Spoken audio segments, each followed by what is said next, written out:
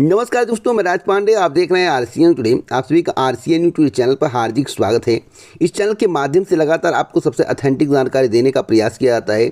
वही जानकारी दी जाती है जो पूर्ण सत्य होता है। आपको मालूम होगा कि इसी चैनल के माध्यम से आपको बताया गया था कि यूपी पुलिस री एग्ज़ाम जिस दिन परीक्षा रद्द हुआ, जिस दिन पेपर लीक हुआ है, उस दिन से यानी कि परीक्षा की तारीख जो पहले थी उस दिन से 7 से 8 महीने जोड़ लीजिए, उससे पहले परीक्षा नहीं होगी। हमने कहा था कि एजेंसी का चयन किया जाएगा, प्रिंटिंग प्रेस को बदला जाएगा, और जो जो मेरे द्वारा पहले आपको बताया गया था आज वही बातें सही साबित हो रही हैं। कुछ लोगों ने कहा कि जून में परीक्षा होने जा रहा है, जून भी देख लेते हैं। कुछ लोगों ने कहा इस महीने में, उस महीने में परीक्षा होने जा रहा है, वह भी देख लेते हैं।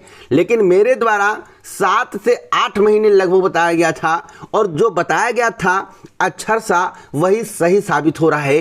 तो आइए आज के समाचार पत्र में उस बिंदु को मैं आपको दिखा देता हूं जिसमें इस बात का जिक्र है कि परीक्षा के लिए एजेंसी का चयन और परीक्षा 7 से 8 महीने टल सकती है। जैसा कि आप अपने स्क्रीन पर देख रहे हैं, सिपाही भर्ती की परीक्षा फिर कराने की कवायद शुरू कर दी गई है। इसमें बहुत ही महत्वपूर्ण बिंदु है, आप समझ नहीं पाए होंगे तो मैं आपको समझाने का प्रयास कर रहा हूं और मेरी बात सही साबित होने वाली है। सिपाही नागरिक पुलिस के 60,244 रिक्त पदों पर भर्ती के लिए फिर से लिखित परीक्षा कराने की कवायद भी उत्तर प्रदेश पुलिस भर्ती बोर्ड ने शुरू कर दी है। सूत्रों की माने तो भर्ती बोर्ड परीक्षा कराने के लिए कंपनी का चयन जल्द करेगा। यानी कि जब कंपनी का चयन किया जाएगा तो इसमें भी एक प्रक्रिया के तहत चयन किया जाता है, यानी कि टेंडर निकाला जाएगा, तब जाकर कहीं आवेदन होंगे, तब कंपनी का चयन होगा। इसका मतलब 2 से 3 महीना ऐसे ही लटक जाना है, इसमें दो राय नहीं है। अभ्यर्थियों द्वारा जताई गई आपत्तियों को भी दूर करने के लिए भर्ती प्रक्रिया में अहम बदलाव किए जा रहे हैं। लोकसभा चुनाव की आदर्श आचार संहिता समाप्त होने के बाद भर्ती बोर्ड मुख्यमंत्री के निर्देश पर 6 महीने के भीतर लिखित परीक्षा कराने की तैयारी में है। भर्ती बोर्ड के अध्यक्ष डीजी राजीव कृष्णा ने बताया कि शासन के निर्देश के अनुपालन में तय वक्त पर परीक्षा कराई जाएगी। परीक्षा की तारीख समेत जानकारियां जल्द ही अभ्यर्थियों को साझा की जाएगी। आइए, जब एजेंसी का चयन करेंगे तो परीक्षा जल्द से जल्द कैसे करवा लेंगे।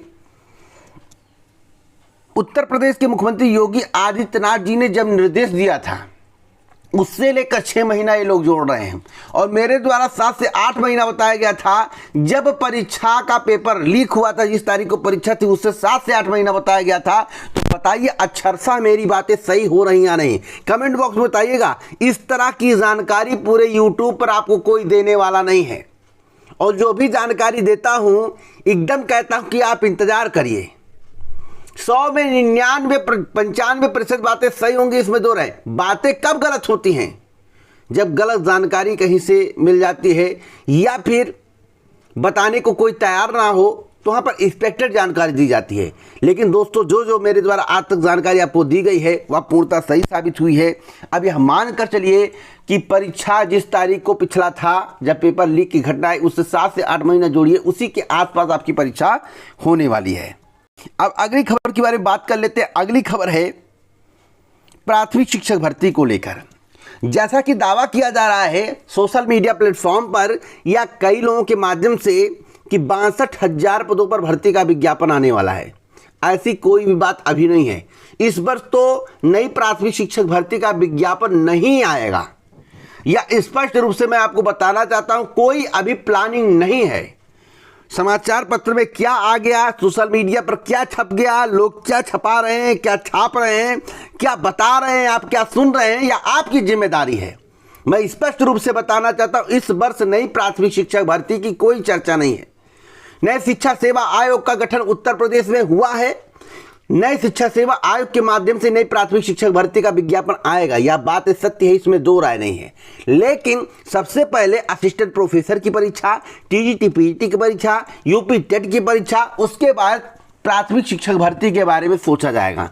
मेरी जानकारी के अनुसार 25 में वैकेंसी आ सकती है, लेकिन किस महीने आएगी नहीं बता सकता। इतना कहा जा रहा है कि 25 में वैकेंसी आएगी, 26 में कंप्लीट होगा, 27 में चुनाव है। अब लास्ट में देंगे या मिड में देंगे या कंफर्मेशन अभी मेरे पास नहीं है। आज के समाचार पत्र को पढ़ने के बाद आप गदगद हो गए होंगे कि 80,000 पदों पर नई प्राथमिक शिक्षक भर्ती का विज्ञापन आएगा। तो आइए जान लेते हैं उसकी भी सच्चाई। के समाचार पत्र में लिखा हुआ कि बेसिक शिक्षा 80,000 पदों पर भर्ती की जगी आस। मुख्यमंत्री योगी आदित्यनाथ ने भर्तियां शुरू करने के फरमान बेरोजगारों की आंखों में एक बार फिर से चमक पैदा कर दी है। लाखों बेरोजगार खास तौर पर प्रसिद्ध प्राथमिक स्कूलों में सहायक अध्यापक के पद पर नियुक्ति को लेकर आश्वासन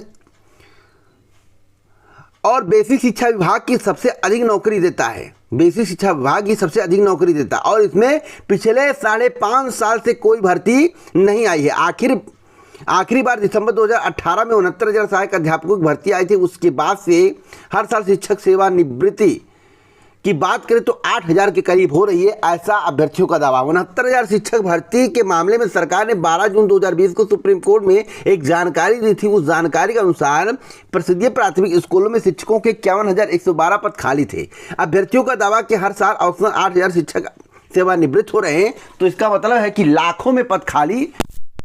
आपको बताना चाहता हूं कि प्राथमिक शिक्षक भर्ती 2025 से पहले आने की कोई संभावना नहीं है। अब मेरी बातों पर अगर आप विश्वास करते हैं तो बहुत अच्छी बात है, नहीं करते तो समय के अनुसार आपको विश्वास हो जाएगा। बशर्ते इस वीडियो को शेयर करें, सच्चाई से सभी को रूबरू कराएं। जो भी जानकारी दूंगा, 1 वीडियो अपलोड करूं, 3 वीडियो अपलोड करूं, 10 वीडियो अपलोड करूं, देखिएगा डंके की चोट पर हर एक जानकारी सबसे सटीक और सही आपको देखने को मिलेगी। नीट में बड़ी धांधली की आशंका। जैसा कि आपको मालूम हुआ, कई ऐसे छात्र जो 720 में 720 आ गए हैं।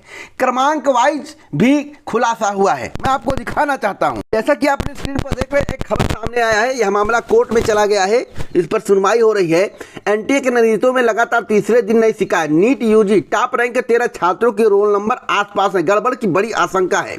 तो यहाँ पर आप देख सकते हैं जो रोल नंबर है, हरियाणा के सबसे ज़्यादा केस हैं और उत्तर प्रदेश के भी केस है, गुजरात के केस है, तमिलनाडु के केस है, कर्नाटक के केस हैं।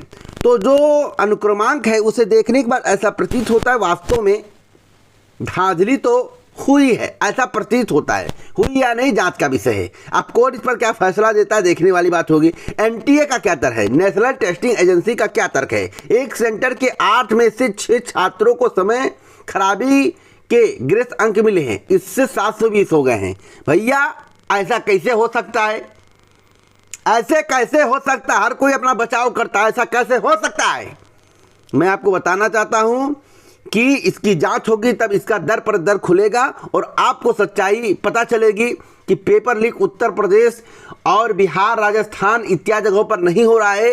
पूरे देश में एनटीए जैसी परीक्षा, एनटीए जैसी एजेंसी का पेपर लीक हो जाए तो बहुत बड़ा दुखदाई खबर है। आज तक हमने नहीं सुना कि नीट का पेपर लीक हो गया। पंचायती राज विभाग में 15,000 से अधिक पदों पर भर्ती, बड़ी खबर है, धमाकेदार खबर है। जैसा कि आपने स्क्रीन पर देख रहे हैं कि मुख्यमंत्री नीतीश कुमार द्वारा 10 लाख नौकरी देने की घोषणा को पूरा करने में पंचायती राज विभाग तेजी से जुट गया है। विभाग में विभिन्न स्तर के रिक्त 15,610 पदों पर अगले 3 से 4 महीने में नियुक्ति करने की तैयारी कर ली गई है। पंचायती राज मंत्री केदार प्रसाद ने बताया है कि विभाग को जल्द नियुक्ति प्रक्रिया आरंभ करने का निर्देश दिया गया। उन्होंने बताया कि विभाग की ओर से 4,351 पदों पर स्थायी नियुक्ति की जा रही, जबकि 11,259 पदों पर संविदा पर नियुक्ति की जाएगी। तो जो 11,259 पद है उस पर संविदा पर, आखिरकार सरकार परमानेंट भर्ती क्यों नहीं कर रही है और कौन कौन से पदों पर भर्ती संविदा पर करने की प्लानिंग है। पंचायती राज अधिकारी, तकनीकी सहायक, पंचायत सचिव, IT सहायक, ग्राम कचहरी सचिव, ग्राम कचहरी न्याय मित्र। तो मुझे पंचायती राज अधिकारी वाला परमानेंट लगता है, बाकी सब संविदा वाला महसूस हो रहा है। इसमें भी कुछ परमानेंट हो सकते हैं। अब मैं बात कर लेता हूं मोदी सरकार की। देखिए दोस्तों, अभी तो सभी लोगों ने समर्थन दे दिया है और देश के प्रधानमंत्री मोदी जी होने वाले हैं तीसरी बार। लेकिन आप नोट कर लीजिए, 3 महीने बाद से अंतर्कलह शुरू हो जाएगा, क्योंकि जब बातें नहीं सुनी जाएंगी, जो शामिल घटक दल हैं उनकी बातें नहीं सुनी जाएंगी तो अंतर्कलह होगा। जिस प्रकार से जयंत चौधरी को अलग कर दिया गया, जयंत चौधरी बीजेपी में मिले लेकिन उनको अलग कर दिया गया, जैसा कि आप देख रहे होंगे, उनको मंच से एकदम बीच वाले गोले में बैठाया गया था।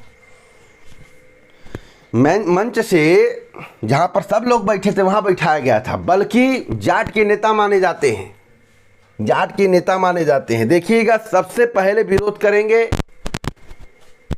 टीडीपी, उसके बाद नीतीश जी भी अपना मौसम बनाएंगे और 6 से 12 महीने के अंदर सरकार जाएगी गिर, इसकी प्रबल संभावना है। यह मेरा आकलन है, सच्चाई कितनी है वक्त के बाद आपको पता चल जाएगा, मुझे कुछ बताने की आवश्यकता नहीं है।